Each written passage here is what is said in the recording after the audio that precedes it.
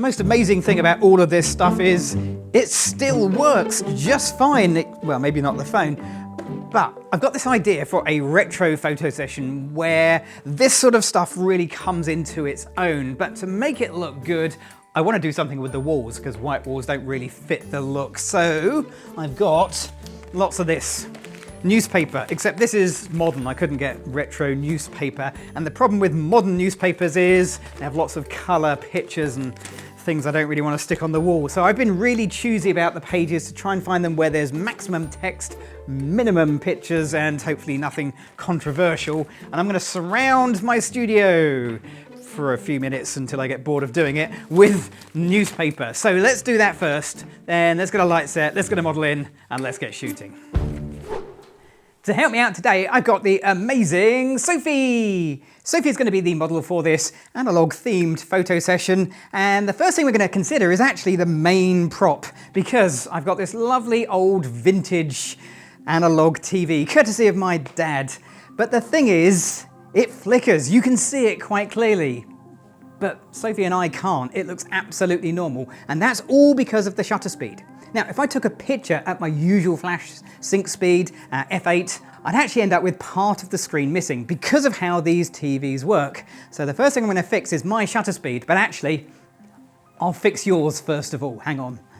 What I've done is I've changed the shutter speed on the video cameras, but now I need to do the same thing with my actual photography camera. But what shutter speed should I go for to get the entire of this screen to actually fill with the noise of, well, an old TV screen?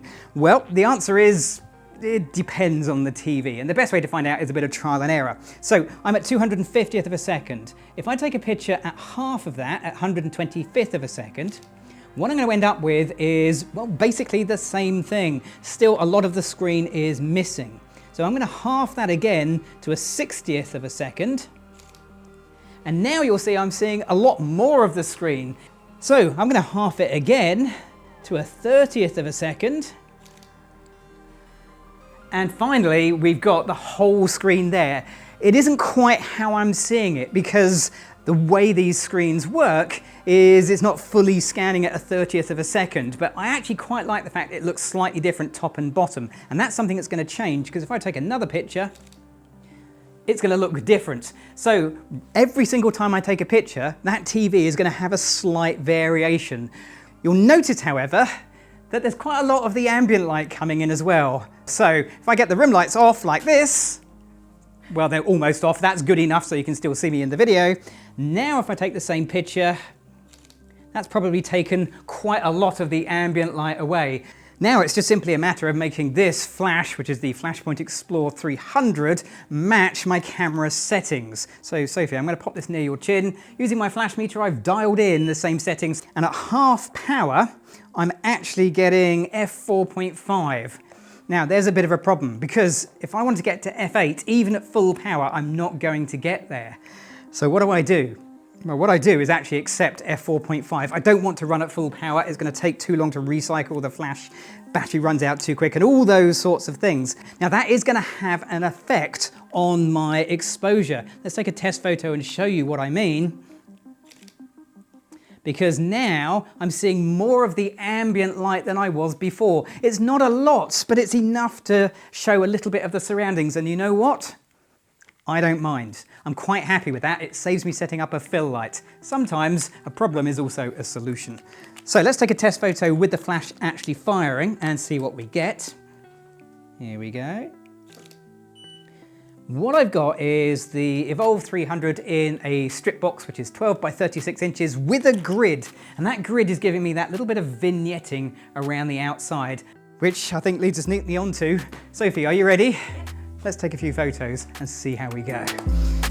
Oh yeah, we've got some extra props as well. Stay tuned.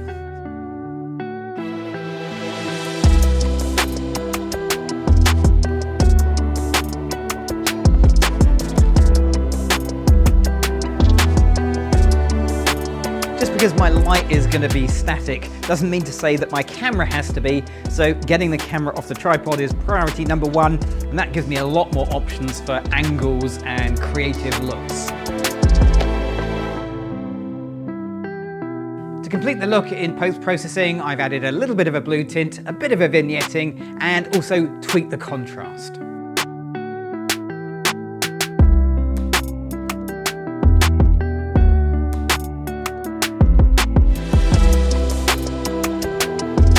I really need to avoid the temptation to give Sophie a history lesson on some of these props because I think many of them are actually older than she is.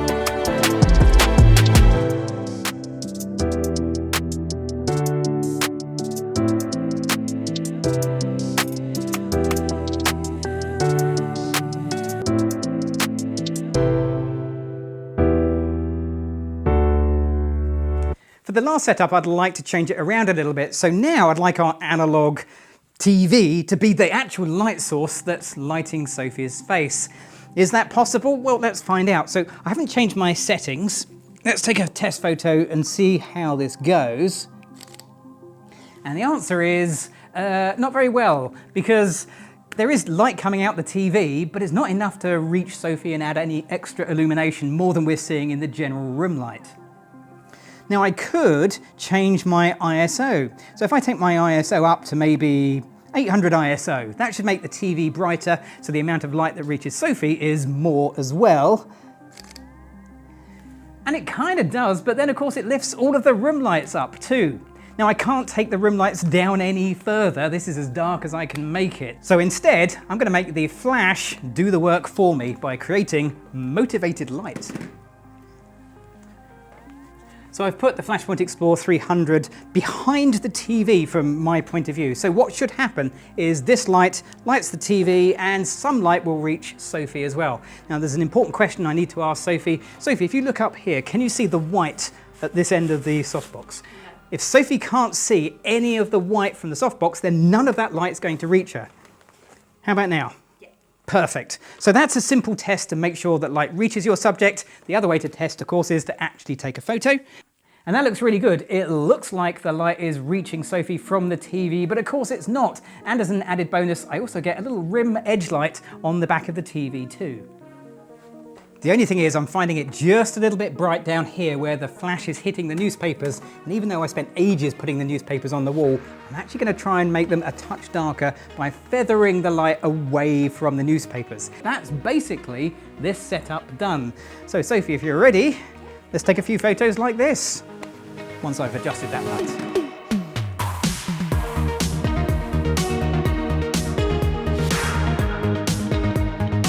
Some of the spare newspaper I've put on the floor, which looks really good, but then I thought, actually, this would look a lot better if I had some interaction from a couple of willing volunteers.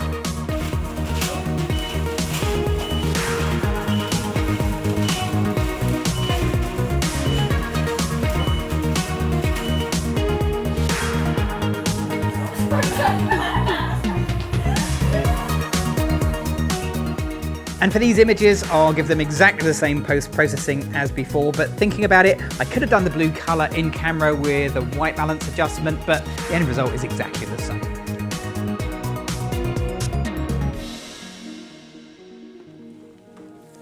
Using just a single flash in this was great, and I'll leave gear links in the video description down below, but combining modern digital equipment with some classic analog is a great way to instantly add character to your next photo session. And there's a chance you've probably got some of these things hanging around at home, or you know someone that has. Now, if you've got any questions about this video, then just leave me a comment down below. Give it the old thumbs up because we really appreciate that. And of course, don't forget to click on that subscribe button.